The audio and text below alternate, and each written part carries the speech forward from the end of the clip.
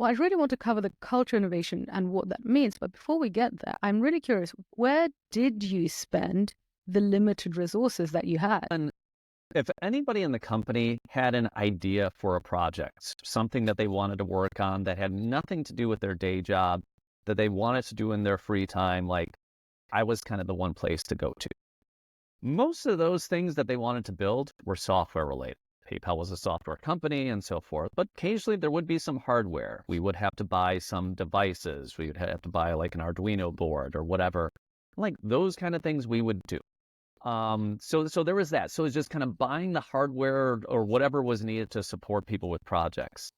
Another thing, which is getting into another great hack, again, we're trying to teach about innovation and leadership and all these things like throughout the company, even though we weren't part of a training organization, we sort of stood by itself. At one point, I discovered this great little hack where if you wanted to get like a top tier speaker, it could easily cost $10,000, $25,000, $50,000 to have that person come to your company. At some point, I don't even know how I came across this. I realized if that same person is coming out with a book and they're doing a book tour and you're willing to pre-order 100 copies of their book sometimes, I mean, sometimes 100, maybe it was 200 sometimes, they'll often come to your offices, whatever, because the hack in that is like all the pre-orders for book sales go into day one, which is what helps put them on the bestseller list in the first week.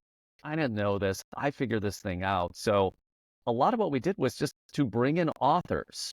And it was a vast array of authors. So it was everything talking about like, from comedy and humor to things more formal like leadership to, I ran a whole gambit.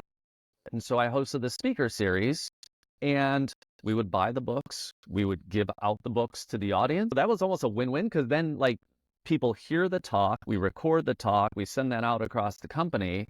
And a bunch of people get to read about whatever it is related to innovation or whatever it might be associated with that. Because then for, the $1,500 or the $2,000 that we would spend on that, that was a way to be just really effective. And in pandemic, we continue to do that. We just did it over Zoom instead of in person and would send people like Kindle codes that they could download the book from. So there's many different ways to do that.